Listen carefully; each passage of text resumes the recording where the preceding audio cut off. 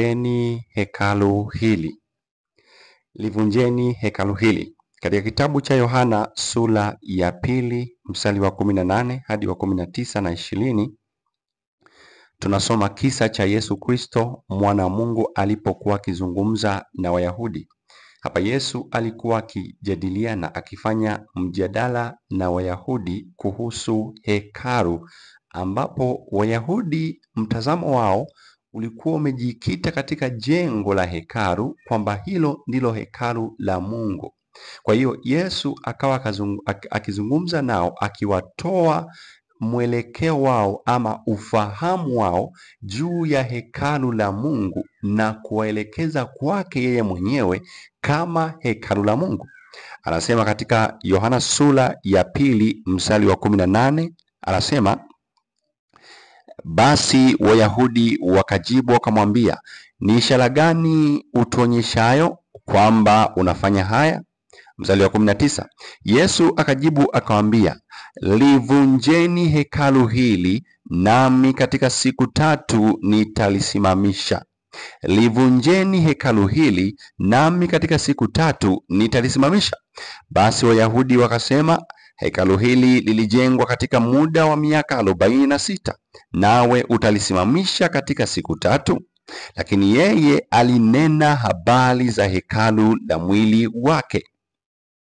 Sasa hapa Yesu anazungumza maneno ambayo yanahusu hekalu la Mungu. Uelewa wa Wayahudi walielewa ya kwamba Yesu alikuwa akizungumza kuhusu jengo ama hekalu ambalo lilikuwa limejengwa na Mfalme Suleimani. Kwa hiyo akili ya Wayahudi ilivutika kuelewa ya kwamba hekalu analozungumzia Yesu ni hekalu hilo ambalo lilijengwa kwa miaka 46.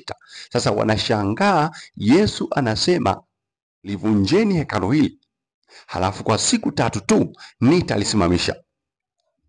Katika uelewa wa watu wengi katika andiko hili, hoja nyingi zinajengwa kuweka mkazo na uelewa ya kwamba Yesu hapa alikuwa akizungumza kuhusu mwili wake. Naam, mstari wa 21 umesema ya kwamba Yesu alikuwa akizungumza kuhusu hekalu la mwili wake.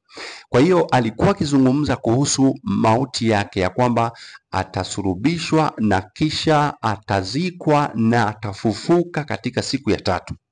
Sasa hapa wasomaji wengi wa Biblia hutoka na mtazamo wa kwamba Yesu alikuwa akizungumza ya kwamba atakapokufa na kuzikwa kabulini, basi katika ile siku ya 3 Yesu atajifufua yeye mwenyewe, kwa sababu ya maneno yanayosema livunjeni hekalu hili, nami kwa siku 3 nitalisimamisha. Kwa hiyo maneno haya nitalisimamisha huchukuliwa na kuwekwa katika hoja ya kwamba Yesu ndiye aliyejifufua mwenyewe na wala hakufufuliwa na Mungu. Kwa hiyo wengi huweka hapa mkazo ya kwamba Yesu alikuwa anazungumza kuhusu yeye mwenyewe kujifufua. Lakini tunaposoma maandiko matakatifu, kama mara nyingi ambavyo nimekuwa nikijaribu kuweka msisitizo, tunapaswa kusoma maandiko katika muktadha na katika uelewa ulio sahihi, kwa sababu tunaposoma maandiko tunaweza kuzalisha nadharia nyingi zisizokuwa sahihi na kuiacha nadharia na kuacha maana halisi ya andiko. Maandiko mengi kama tutakavyoona huko mbele yameeleza wazi ya kwamba Yesu Kristo alifufuliwa na Mungu. Sasa imekuwaje hapa Yesu aseme atajifufua mwenyewe ama atalisimamisha hekalu yeye mwenyewe? Katika kisa hiki Yesu alikuwa akizungumza maneno ya Mungu ambayo yalikuwa ni unabii. Mungu alikuwa akizungumza kupitia Yesu Kristo. Kwa hiyo maneno ambayo Yesu alikuwa akiyazungumza hapa, alitumika kama chombo ambacho kilitoa neno la Mungu. Kwa hiyo neno la Mungu lilitoka katika kinywa cha Yesu likizungumzia kufa na kufufuliwa kwa Yesu Kristo kwa siku 3. Kwa Mungu alizungumza kupitia kwa mwanawe Yesu Kristo ya kwamba atakapokuwa amevunjwa, atakapokuwa amekufa, na siku ya tatu Mungu atalisimamisha hekalu ambalo ni mwili wa Yesu Kristo. Yesu hapa alikuwa akizungumza maneno ya Mungu Baba.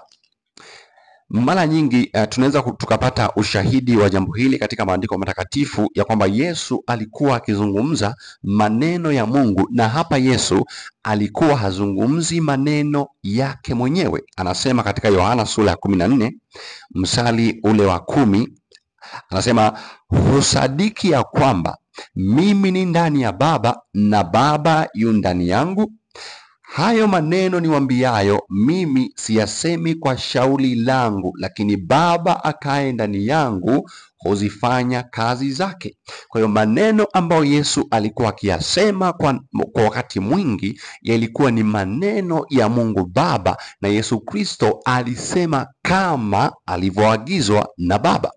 Na anaongezea, anasema katika Yohana sura ya 8 na mstari ule wa 28, Yesu anasema, basi Yesu akawaambia, mtakapokuwa mmekwisha kumwinua mwana wa Adamu, ndipo mtakapofahamu ya kuwa mimi ndiye, na ya kuwa sifanyi neno kwa nafsi yangu, ila kama Baba alivyonifundisha ndivyo ninenavyo.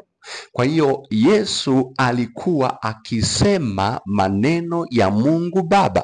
Mungu Baba alisema kupitia kwa mwanawe. Mungu Baba ndiye aliyesema, livunjeni hekalu hili na kwa siku tatu nitalisimamisha. Kwa hiyo anayelisimamisha hekalu hili, yani mwili wa Yesu baada ya kuwekwa kaburini, ni Mungu Baba ambaye alikuwa hai na yu hai milele na milele.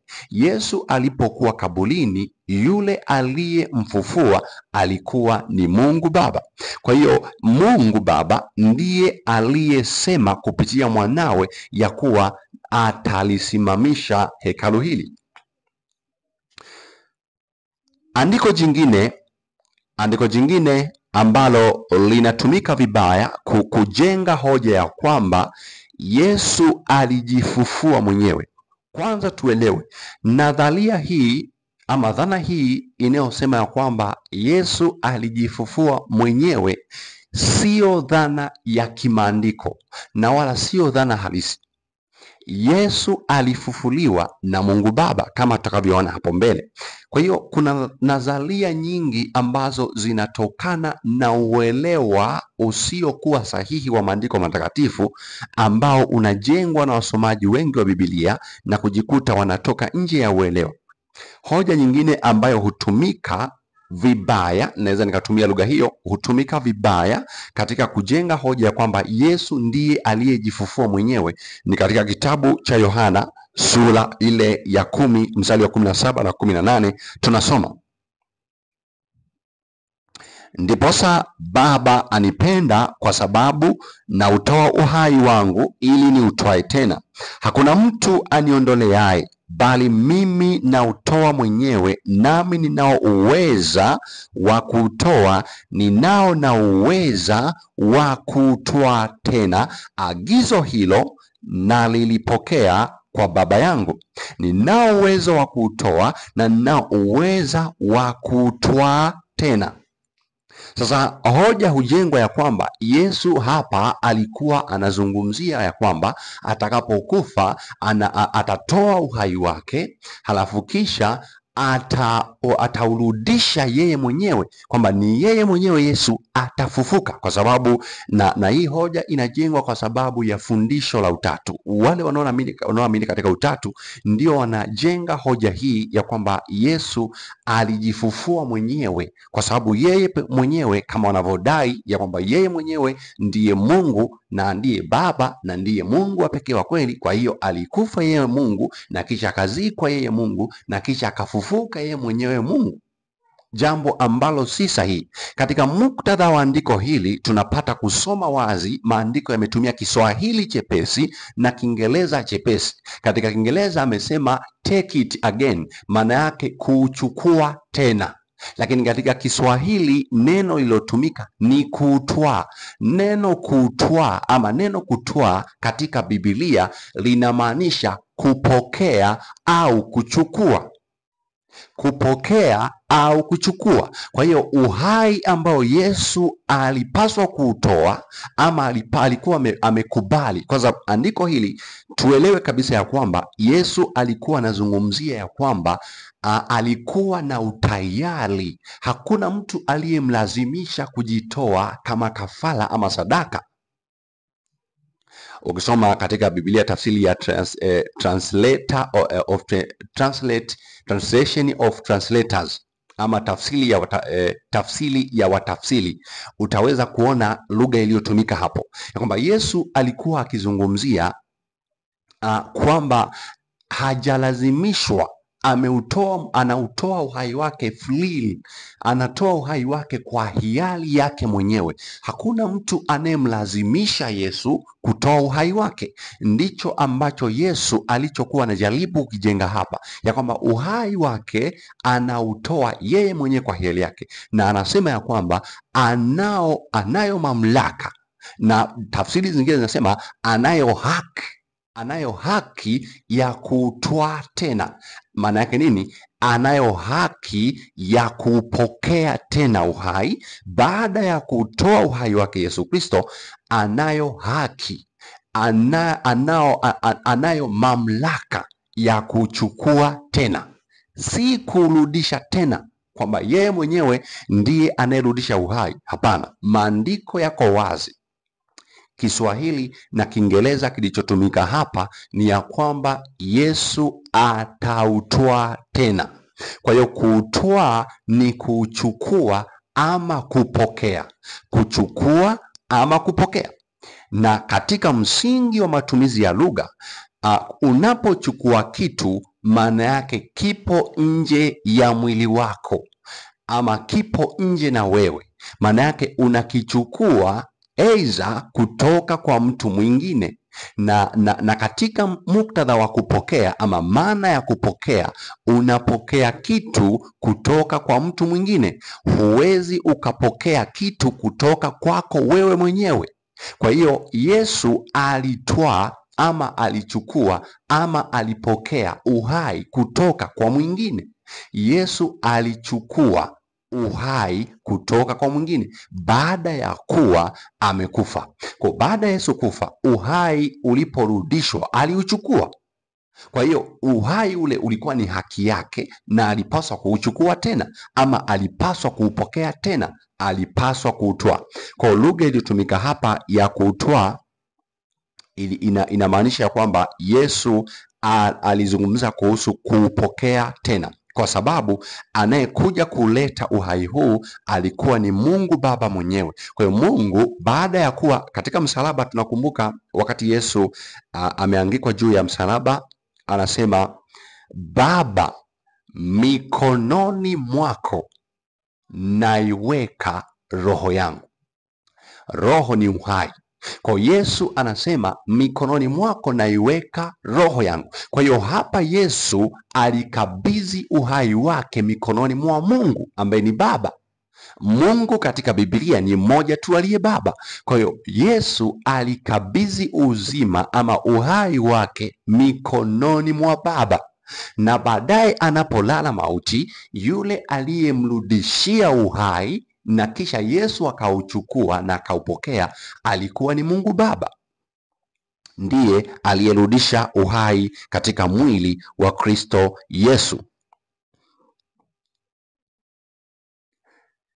Mitume ama wanafunzi wa Yesu walielewaje kuhusu maneno haya, kuhusu Yesu aliposema kuupokea uhai na anaposema katika kwa siku tatu nitalisimamisha hekalu hili?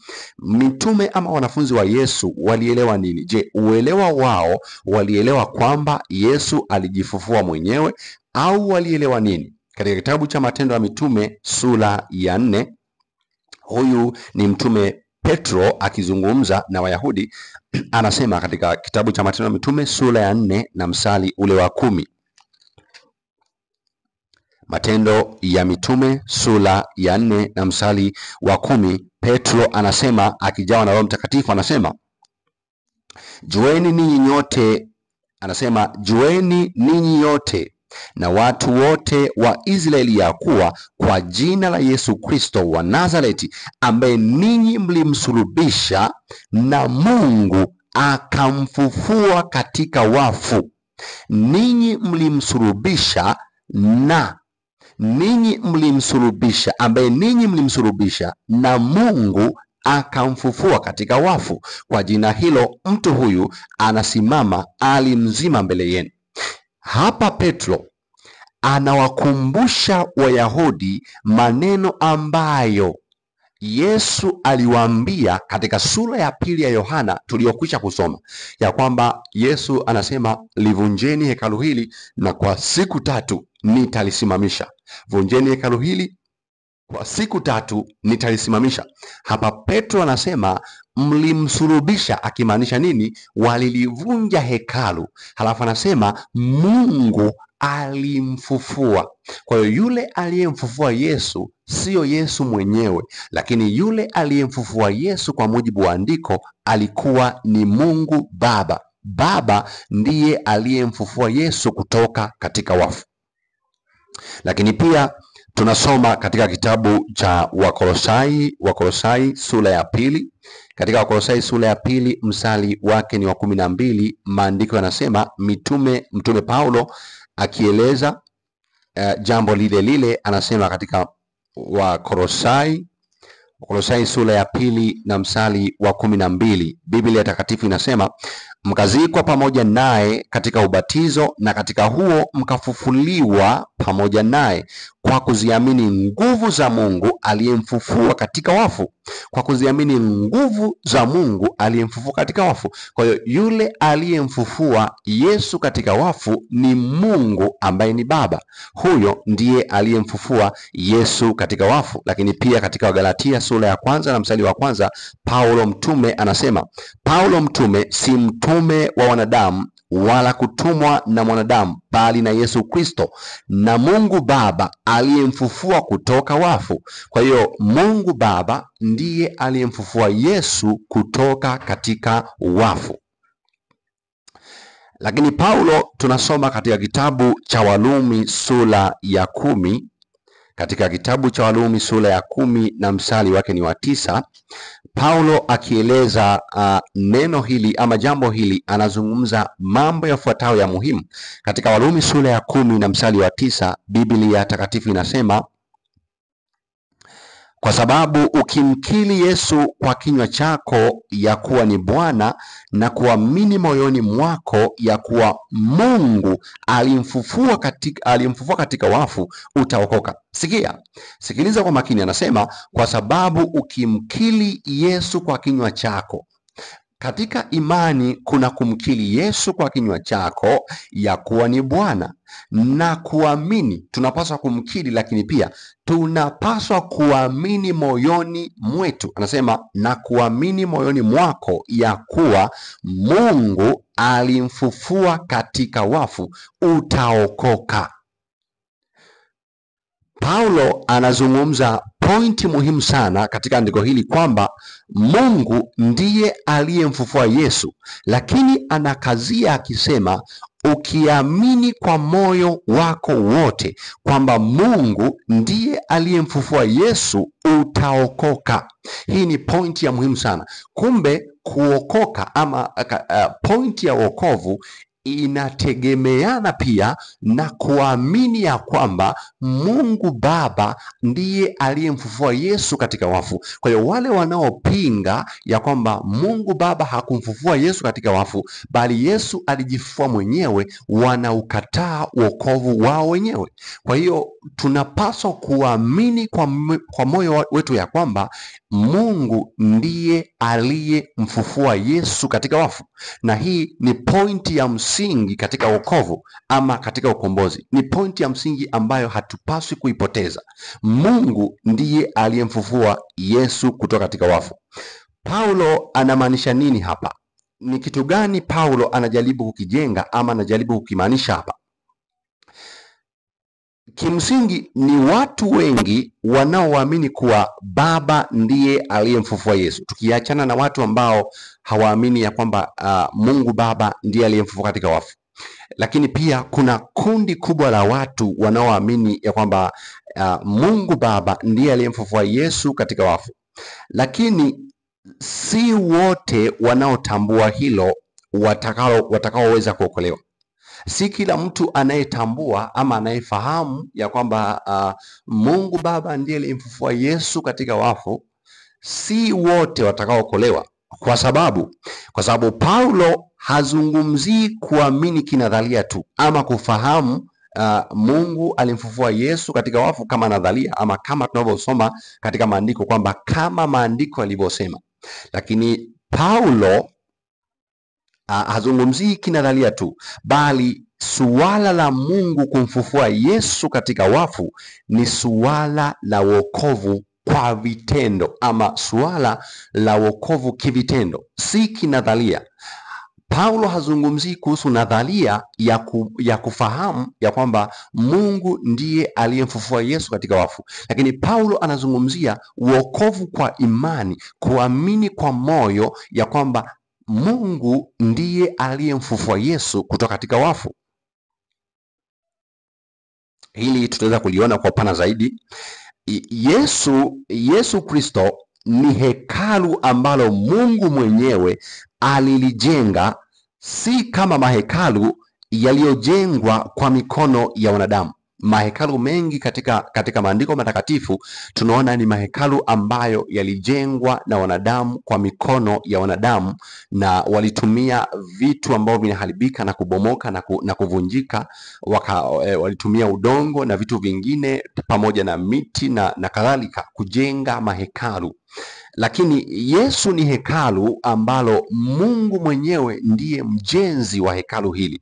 Ni hekalu ambalo Mungu mwenyewe anasema atalisimamisha. Ndio maana anasema livunjeni hekalu hili kwa siku 3 nitalisimamisha. Mungu mwenyewe ndiye mjenzi wa hekalu hili, hekalu bora ambalo ni Yesu ama mwili wa Yesu Kristo. Mungu ndiye mjenzi wa hekalu bora na sio mwanadamu. Mwanadamu hawezi kujenga hekalu la Mungu ambalo Mungu anaweza akalizika nalo. Wayahudi walijenga, na mpaka leo Wayahudi wana mtazamo huu ya kwamba hekalu la Mungu watalijenga, na mpaka sasa wapo kwenye prosesi ya kujenga hekalu la tatu, hekalu la tatu ama hekalu la mwisho, wakiamini ya kwamba ni hekalu la Mungu. Lakini hekalu linalompendeza Mungu halijengwi kwa mikono, halijengwi kwa udongo, halijengwi kwa mawe. Si hekalu linalojengwa kwa uwezo wa kibinadamu, hekalu ambalo ni kamilifu. Tuelewe hapa ya kwamba hekalu linalojengwa kwa mawe na wanadamu si hekalu kamilifu, haliwezi kuwa hekalu kamilifu. Ni hekalu ambalo lazima litakuwa na kasoro, ni hekalu ambalo linaweza kuharibika. Lakini hekalu ambalo Mungu mwenyewe ndiye mjenzi ni hekalu lililo bora, hekalu ambalo litampendeza Mungu mwenyewe kukaa ndani yake. Hekalu bora ni hekalu ambalo Mungu mwenyewe ndiye mjenzi. Hekalu lililojengwa na Mungu ndilo hekalu linalompendeza na linalokidhi vigezo vyote vya Mungu kukaa ndani yake, kwa sababu ni hekalu litakalojengwa katika ubora na usafi ambao Mungu atakaa ndani yake. Katika kitabu cha Matendo ya Mitume sura ya 7 tunasoma katika kitabu cha Matendo ya Mitume ile sura ya 7 na mstari wa 47 na 50, Mtume Stefano akizungumza maneno yafuatayo katika Matendo ya Mitume sura ya 7 mstari wa 47 hadi 50, anasema: Lakini Suleimani alimjengea nyumba, ila yeye aliye juu, yani Mungu, hakai katika nyumba zilizofanywa kwa mikono, kama vile asemavyo nabii. Kumbe Mungu hakai katika nyumba zilizojengwa kwa mikono ya wanadamu. Mungu hakai katika mahekalu yaliyojengwa na wanadamu. wakati Stefano akijaribu kuwaeleza Wayahudi katika swala hili, akijaribu kutoa ufafanuzi jambo hili ya kwamba Mungu, maana mtazamo wa Wayahudi ulikuwa umeelekea zaidi katika hekalu la Suleimani na si kwa Kristo. Stefano anajaribu kuhamisha ufahamu wa Wayahudi kutoka katika ufahamu wa hekalu linaloharibika ama linalovunjika katika hekalu la kibinadamu ama jengo lililojengwa kwa mawe. Anawahamisha na kuwaleta katika hekalu lililo bora, lililojengwa na Mungu mwenyewe, ambalo ni mwili wa Yesu Kristo. Wayahudi, ndiyo maana tunaona Wayahudi walimpiga mawe Stefano kwa sababu waliona ya kwamba Stefano amedhalau, amelitukana hekalu la Mungu. Lakini ukiangalia katika muktadha Stefano hakuzungumza maneno yake. Stefano alinukuu maandiko ya nabii Isaya. Na mara nyingi leo katika kujifunza maandiko matakatifu, mtu anapozungumza jambo la kweli katika maandiko na kanukuu andiko, watu humshambulia kana kwamba yeye ndiye msemaji. Stefano alipigwa mawe na Wayahudi kwa sababu waliamini katika hekalu la Suleimani, waliamini katika lile hekalu. Mtazamo na ufahamu wao hawakutaka kuhamisha kutoka katika hekalu la mawe kwenda katika hekalu la roho ambalo ni mwili wa Yesu. Kwa hiyo walimpiga mawe Stefano ili kulitetea hekalu linaloharibika. Wakampiga mawe Stefano kwa ajili ya hekalu la mawe na kulikataa hekalu bora ambalo ni Yesu Kristo. Stefano anaendelea anasema, ila yeye aliye juu hakai katika nyumba zilizofanywa kwa mikono, kama vile asemavyo nabii, mbingu ni kiti changu cha enzi na nchi ni pa kuwekea miguu yangu. Anasema, ni nyumba gani mtakayonijengea, asema Bwana? Ni nyumba gani tutakayojenga wanadamu, ambayo itakidhi vigezo, ambayo itampendeza Mungu kukaa ndani yake? Mstari wa 50 anasema, au ni mahali gani nitakapostarehe? Si mkono wangu uliofanya haya yote? Si mkono wangu uliofanya haya yote? Kwa hiyo hakuna hekalu la kibinadamu ambalo linaweza kumpendeza Mungu akae ndani yake. Mahekalu yaliyofanya na wanadamu sio mahekalu bora ambayo Mungu anaweza kukaa ndani yake.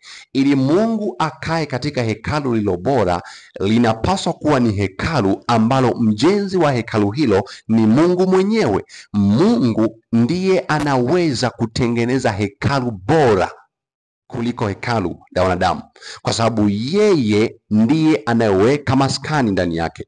Maskani ambayo Mungu anaweza kukaa si ile iliyojengwa na mikono ya watu, bali Mungu mwenyewe ndiye mwenye kuijenga hekalu bora ili akae ndani yake. Mtazamo wa Wayahudi mpaka leo upo katika mahekalu ya mikono, na huu sio mtazamo wa Wayahudi tu, ni mtazamo wa ulimwengu kwa asilimia kubwa, ulimwengu wa kidini. Wengi wanaamini nyumba za Mungu ama nyumba za ibada, yale majengo, ndizo nyumba bora za Mungu. Wengi wameweka mtazamo wao katika makanisa ama majengo ya kwamba hayo ndio mahali patakatifu palipotakaswa kwa ajili ya ibada. Mtazamo huu ndio mtazamo wa Wayahudi uliofanya Wayahudi wampige mawe Stefano. Mtazamo ya kwamba hekalu la Mungu linajengwa kwa matofali, linajengwa kwa mawe, ndio mtazamo uliopo katika Ukristo na katika dini nyingi leo. Wengi wanaamini hekalu ni lile linalojengwa kwa matofali ama kwa mawe, linalopakwa rangi nzuri, linalowekewa vigae, linalowekwa mabati mazuri, linalowekwa rangi nzuri, ambalo watu wanaenda kukusanyika ndani yake. Wanaamini hilo ndio hekalu ambalo Mungu anakaa ndani yake. Lakini hapana, Biblia inasema wazi ya kwamba Mungu hakai katika mahekalu yaliyojengwa kwa mikono ya wanadamu, lakini Mungu anakaa katika jengo ama katika hekalu ambalo yeye mwenyewe ndiye mjenzi.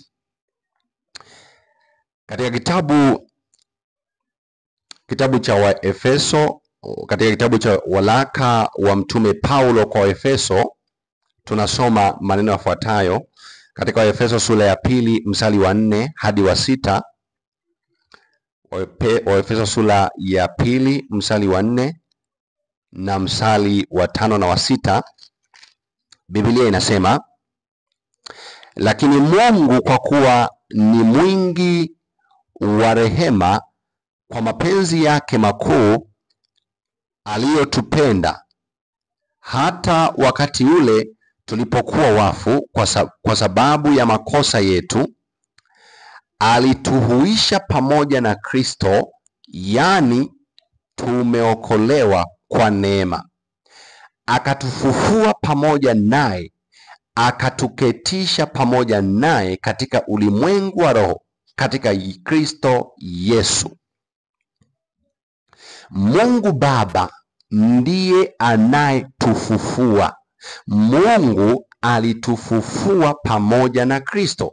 Kristo alifufuliwa na Mungu, vivyo hivyo na sisi tunapaswa kama mahekalu ambayo Mungu anapaswa kukaa ndani yake, tunapaswa kujengwa na Mungu Baba mwenyewe, kama vile Mungu alivyolijenga hekalu la mwili wa Yesu ambalo lilivunjwa na Wayahudi kwa siku 3, akalisimamisha likawa hai tena. Ndivyo Mungu Baba mwenyewe anavyoweza kuyajenga mahekalu ya miili yetu yaliyovunjika kwa sababu ya mauti, yaliyovunjika kwa sababu ya dhambi. Anaweza kutufufua tena. Mungu Baba ndiye mwenye uwezo, ndiye mwenye nguvu za kutufufua kama alivyomfufua Yesu. Ndiye mwenye uwezo wa kututengeneza tukawa mahekalu bora ambayo Mungu ataweza kukaa ndani yake. Mungu Baba ndiye anayetuhuisha, anayetufufua kama alivyomfufua Yesu. Kama ukiamini kuwa Yesu alijifufua mwenyewe, kama mtazamo wa wanaoamini katika Utatu Mtakatifu, kama ukiamini ya kuwa Yesu alijifufua mwenyewe, basi pia utakuwa unamaanisha ya kwamba sisi kama watu ama wanadamu tulioamini, ama sisi wa Kristo, tunaweza kujifufua wenyewe kutoka dhambini, ama tunaweza kujiokoa wenyewe kutoka katika mauti ya dhambi. Kama ukiwa na dhana hii kichwani mwako ama katika uelewa wako ya kwamba Kristo kwamba Yesu alijifufua mwenyewe, basi kulingana na andiko tulilosoma utakuwa unamaanisha ya kwamba wewe mwenyewe unaweza kujifufua unapokuwa umevunjwa, unapokuwa dhambini, unapokuwa umeharibika, unapokuwa umeanguka dhambini, unaweza kujiokoa mwenyewe. Hiyo ndio dhana ama ndio mtazamo ambao unaweza kutengeneza kwa kutokufahamu. Lakini kwa sababu Mungu ndiye aliyemfufua Yesu, vivyo hivyo utaamini na kukubali ya kwamba Mungu Baba ndiye anaweza kukujenga tena upya katika hali yako ya kufa. Ndiye anayeweza kukufufua kutoka katika kifo cha dhambi ama mauti ya dhambi. Kile kilichotokea kwa Kristo Yesu ndicho kinachotokea kwetu pia. Anasema pia katika Efeso sura ya 1 na mstari ule wa 17 na 23. Waefeso sura ya 1 mstari wa 17 hadi 23. Sikiliza, Paulo mtume anasema, Mungu wa Bwana wetu Yesu Kristo, Baba wa utukufu, awape ninyi roho ya hekima na ya ufunuo katika kumjua yeye. Macho ya mioyo yenu yatiwe nuru, mjue tumaini la mwito wake jinsi lilivyo, na utajiri wa utukufu wa ulisi wake katika watakatifu jinsi ulivyo, na ubora wa ukuu wa uweza wake ndani yetu tuaminio jinsi ulivyo, kwa kadiri ya utendaji wa nguvu za uweza wake aliyoutenda kwa Kristo alipomfufua katika wafu, akamweka mkono wake wa kuume katika ulimwengu wa roho, juu sana kuliko ufalme wote na mamlaka na nguvu na usultani na kila jina litajwalo, wala si ulimwenguni humu tu, bali katika ule ujao pia. Akavitia vitu vyote chini ya miguu yake, akamweka awe kichwa juu ya vitu vyote kwa ajili ya kanisa, ambalo ndilo mwili wake, ukamilifu wake, anayekamilika kwa vyote katika vyote. Nguvu iliyomfufua Yesu Kristo kutoka kwa wafu ndiyo nguvu inayotufufua kutoka katika mauti ya dhambi. Kwa Mungu Baba ndiye aliyemfufua. Uweza wa Mungu, yani nguvu ya uweza wa Mungu, yani roho wa Mungu, ndiyo iliyomfufua Yesu katika wafu. Kwa yule aliyemfufua Yesu kutoka katika wafu alikuwa ni Mungu Baba. Mara nyingi tunadhani ili tuwe hekalu bora, kwa sababu maandiko yanasema ya kwamba tunaposoma katika kitabu cha Wakorinto wa kwanza sura ya 3 na mstari wa 16 ya kwamba sisi tumekuwa ni hekalu la Mungu ambalo roho wa Mungu anakaa ndani yetu, na hivyo tunapaswa kulitunza hekalu la Mungu, na anasema yeyote atakayeliharibu hekalu la Mungu, Mungu atamharibu mtu huyo. Sasa mara nyingi tunadhani ili tuwe hekalu bora la Mungu ambalo Mungu anaweza kukaa ndani yake, kwamba tunahitajika kufanya kitu fulani, kwamba tunahitaji kuvaa mavazi fulani, ama tunahitajika kuvaa vizuri, ama tunahitaji kula vyakula vya aina fulani, vyakula ambavyo vitafanya hekalu la Mungu liwe safi, ama tunapaswa kuzungumza kwa namna fulani ambayo itatufanya kuwa hekalu bora. Yani kuna wakati tunaweka juhudi zetu binafsi katika kulitengeneza hekalu la Mungu ambalo litakuwa takatifu na Mungu akae ndani yake. Tunahisi ya kwamba tunaweza kulijenga hekalu ambalo Mungu atakaa ndani yake. Maandiko yamesema Mungu hakai. Brother and sister, tunaambiwa ya kwamba Mungu hakai katika hekalu lililojengwa kwa mikono ya wanadamu. Mungu anakaa katika hekalu alilolijenga yeye mwenyewe. Mungu hakai katika mwili wako ambao unajaribu kuwekea mazingira mazuri, mazingira matakatifu, mazingira ya usafi, mazingira ya kushinda dhambi kwa juhudi zako binafsi. Huko kunaitwa kujenga hekalu kwa uwezo wako mwenyewe, kujenga hekalu kwa nguvu zako mwenyewe, kujenga hekalu kwa akili zako. Mungu hakai katika hekalu lililojengwa kwa mikono yako. Mungu anakaa katika hekalu ambalo yeye mwenyewe amelijenga. Mungu anakaa ndani ya Kristo Yesu, kama maandiko yanavyosema kwamba Mungu yu ndani ya Kristo na Kristo yu ndani ya Mungu. Hivyo Mungu anapokaa ndani ya Kristo ni kwa sababu Mungu ndiye aliyelijenga hekalu, yani mwili wa Yesu ambao ulikuwa umevunjwa na Wayahudi.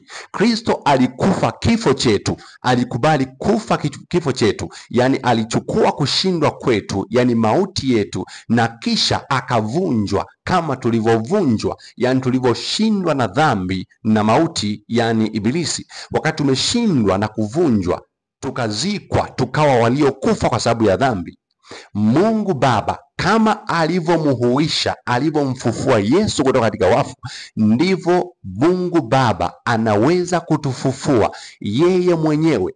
Mungu Baba ndiye anaweza kutengeneza mwili wako katika hali ya utakatifu ambayo itampendeza yeye mwenyewe kukaa ndani yako.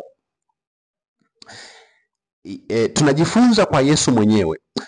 Yesu Kristo alikubali